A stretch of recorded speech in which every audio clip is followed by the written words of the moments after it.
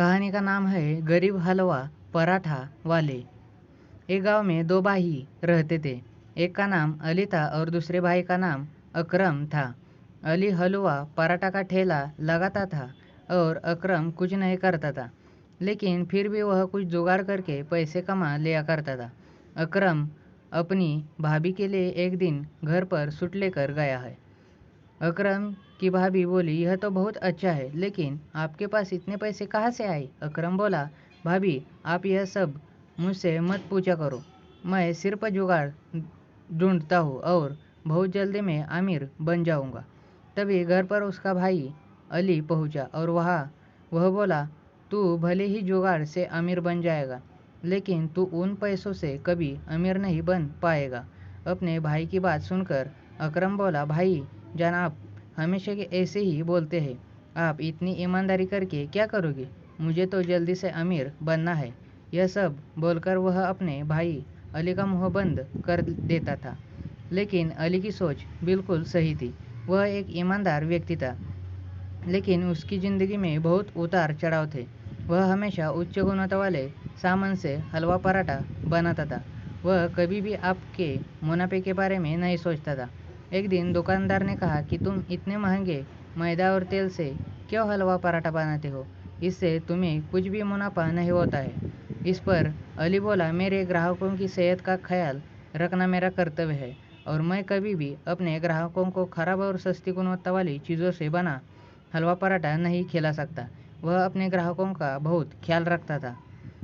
अली का हलवा पराठा ठेला बीच बाजार में था, इसलिए उसके ठेले पर बहुत भीड़ रहती थी। लोग अली के ठेले से हलवा पराठा घर के लिए पैक कर कर भी ले जाया करते थे। लोगों को उसके हलवे पराठे को खाने में बहुत स्वाद आया करता था। अली अपने पूरे महीने का मुनाफा अपनी पत्नी फातिमा को दिया करता था। इस बार जब अली ने पूरे महीने का मुनाफा अपनी पत्नी को दे दिया, तो उसकी पत्नी बोली, यह तो पिछले महीने से भी कम है। यह सुनकर अली बोला कि हाँ, इस महीने में तेल के दाम बढ़ चुके हैं, इसलिए मुनाफा थोड़ा कम हुआ है। यह सुनकर उसकी पत्नी फातिमा बोली कि आप भी अपने हलवा पराठा का दाम बढ़ा दीजिए। यह बात सुनकर अली बोला, नहीं फातिमा, अगर मैंने अपने हलवा पराठा के दाम बढ़ा दिए तो ज़्यादा लोग खरीद नहीं पाएंगे। यह सुनकर उसकी पत्नी फातिमा बोली कि इस तरह से तो हमारा बहुत नुकसान हो जाएगा। यह सुनकर अली बोला, कोई बात नहीं। यह सारी बात उसका भाई अकरम सुन रहा था।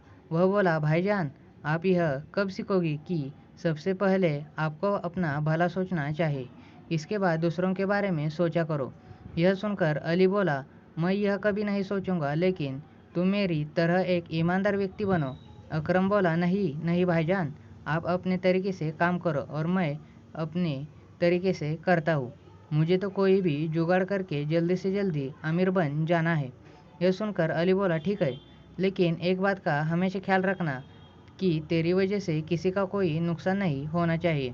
दोनों भाइयों की सोच बिल्कुल अलग थी। एक हमेशा अपना भला सोचा करता था, तो एक हमेशा दूसरों लोगों का भला सोचा करता था। एक दिन फातिमा को एक फ़ोन आता है और वह फ़ोन पर ही रोने लगती है। इस पर उसका पति अली पूछता है कि क्या हुआ फातिमा? वह रोते हुए बोली कि आपकी चाची जिंदा नहीं रही है। यह सुनकर अली चाची के यहाँ चल जाता है और अपने भाई अकरम से कहता है कि जब तक मैं बाहर से जा रहा हूँ, तुम मेरा ठेला चला नहीं रहना। और वह जाते जाते कह जाता है कि हमेशा महंगे सामान ही खरीदना, क्योंकि सस्ते सामान में केमिकल मिला हुआ रहता है। अकरम यह सुनकर कहता है, ठीक है भाईजान, मैं ख्याल रखूँगा। यह कहकर अली अपनी पत्नी फातिमा से साथ गांव चला जाता है और इधर अकरम अली का हलवा पराठे का ठेला लगाने के लिए चला जाता है। ग्राहक ठेले पर आकर अली के बारे में पूछा करते थे कि अली भाई कहाँ पर गए हैं। इस अकरम ने कहा, वह अभी गाँव गए हैं, कुछ दिन में वापस आ जाएंगे। वह ठेले पर हलवा पराठा बनाकर बेच रहा था। सब कुछ ठीक चल रहा था। फिर उसने देखा कि तेल का डब्बा खत्म होने वाला है। अकरम ने कहा, सारा सामान कल सुबह खरीद लेता हूँ। वह अगली सुबह सामान खरीदने के लिए होलसेल की दुकान पर पहुंचा। दुकान से सामान के बारे में पूछा। उसने कहा कि सस्ता वाला चाहिए या महंगा वाला। अकरम ने दोनों में फ़र्क पूछा। दुकानदार बोला कि सस्ता वाला खोला तेल है और उसकी गुणवत्ता भी कम है और महंगा वाला अच्छा होता है। उसने दुकानदार से कहा कि मुझे सस्ता वाला तेल दे दो। मुझे कौन सा अपने घर का खाना बनाना है। दुकानदार ने अकरम को तेल और सारा सामान सस्ता वाला दे दिया। अकरम ने सारा सस्ता सामान खरीद लिया और उसने अपने ठेला लगा। रोज की तरह ठेले पर ग्राहकों की भीड़ लग गई। लोग अकरम से हलवा पराठा खरीदने लगे। आज अकरम खुश था क्योंकि आज उसका मुनाफा ज़्यादा हो रहा था। वह लगातार बहुत दिनों तक सस्ते सामान से हलवा पराठा बनाकर बेचता रहा। कुछ दिन बाद उसके ठेले पर भीड़ कम होने लगी। ग्राहकों ने ठेले पर आना बहुत कम कर दिया। तभी दो ग्राहक अकरम के ठेले पर हलवा पराठा लेने के लिए आते थे और आपस में बात करते कि कल मैं डॉक्टर यहाँ पर गई थी और वहाँ पर बहुत भीड़ थी। सभी के पेट में दर्द था। पता नहीं क्या खाया था। डॉक्टर बोल रहे कि फूड पॉइजनिंग हो गई है। यह बातें सुनकर अकरम थोड़ा चिंतित हो गया था क्योंकि वह बहुत दिनों से सस्ते सामान से हलवा पराठा बना रहा था। वह सोच, अगर यह सब मेरी वजह से हुआ होगा तो पुलिस मुझे पकड़ लेगी। सुने तुरंत अपने भाई अली को फ़ोन लगाया और बोला, भाईजान मुझसे बड़ी गलती हो गई है। मैंने आपकी कोई बात नहीं मानी और मैंने सस्ते सामान से हलवा पराठा बनाया और मेरी वजह से सभी लोगों को फूड पॉइजनिंग हो गई है। भाईजान अब मेरी मदद कीजिए।